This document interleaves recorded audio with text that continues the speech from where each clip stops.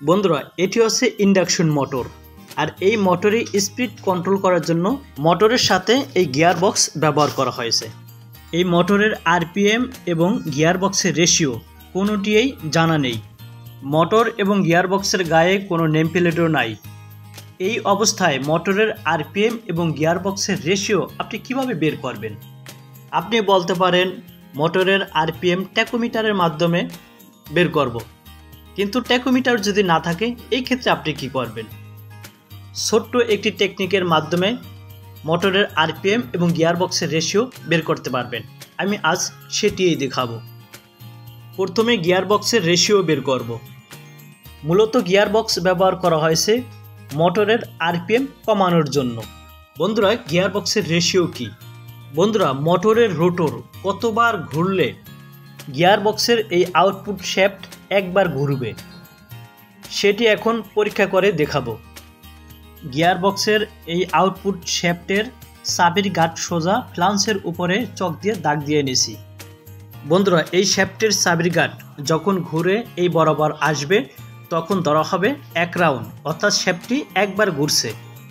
বন্ধুরা, এখানে চক দিয়ে দাগ দিয়ে দিছি। যখন এই রডটি ঘুরে এই দাগ বরাবর আসবে তখন ধরা হবে 1 রাউন্ড। এখন মোটরের রোটর এই রডের মাধ্যমে ঘুরাবো।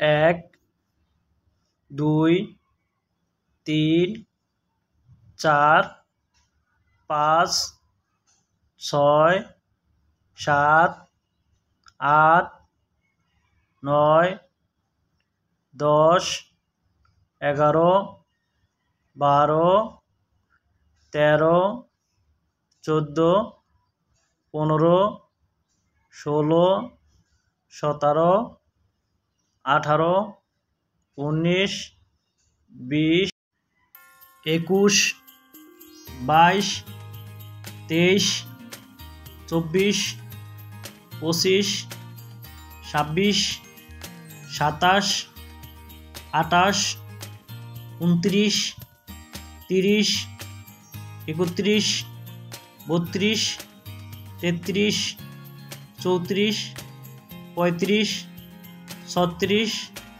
37 38 39 40 41 42 43 44 45 46 47 48।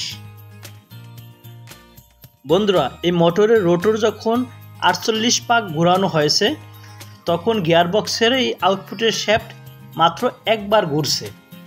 এই গিয়ার বক্সের রেশিও কত হবে? 48। বন্ধুরা, এখন মোটরের আরপিএম বের করব। আরপিএম বের করার জন্য মোটরটি 1 মিনিট চালু করে রাখতে হবে, কারণ আমরা জানি আরপিএম এর ফুল মিনিং হচ্ছে রেভলিউশন পার মিনিট। 1 মিনিটে মোটর কতবার ঘুরবে সেটাই হচ্ছে আরপিএম। 1 2 3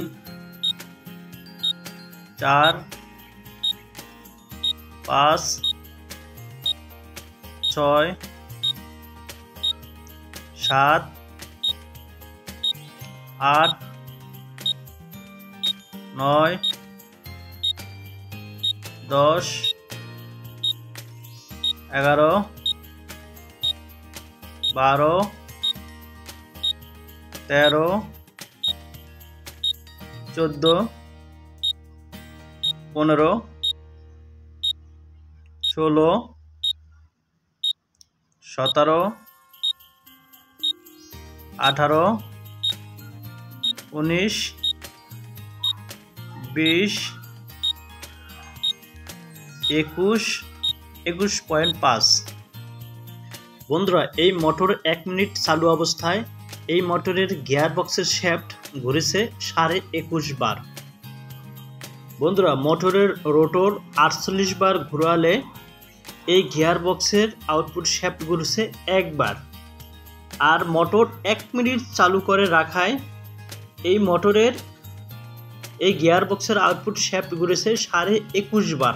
তাহলে আমি 21.5 দিয়ে যদি 48কে গুণ করি তাহলে আমি আরপিএম পেয়ে যাব।